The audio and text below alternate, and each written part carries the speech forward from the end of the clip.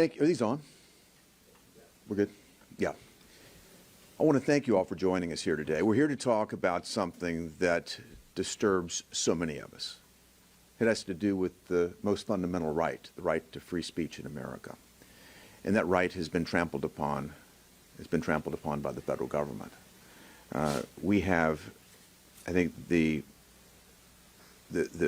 deepest concern that our federal government not be in a position to do anything to trample on our First Amendment rights.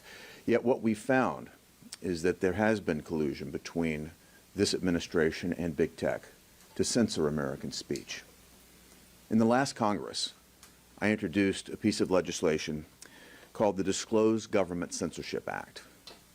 My aim there was to force the administration to disclose to Americans whenever they did work with big tech firms to censor American speech. Regretfully, my Democrat colleagues blocked that legislation in the last Congress. But since that time, and thanks to my colleague Eric Schmidt, we've had an opportunity to find out to a much greater degree the extent of censorship that's been undertaken.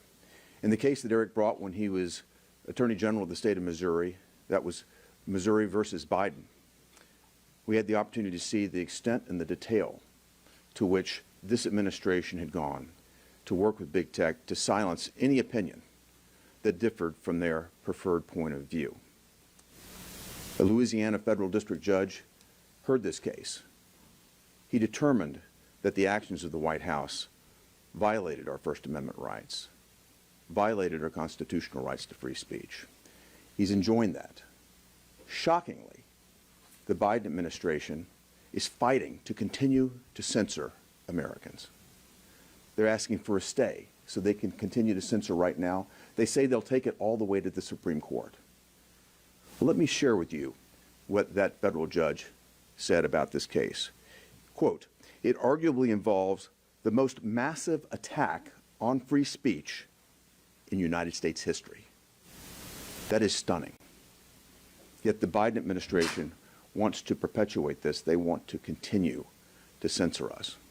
So I'll be bringing my legislation back to the floor of the United States Senate. I hope that now that we've seen the facts that have come out of the case in Missouri v. Biden, that my Democrat colleagues this time will be with me and that we'll be able to pass this.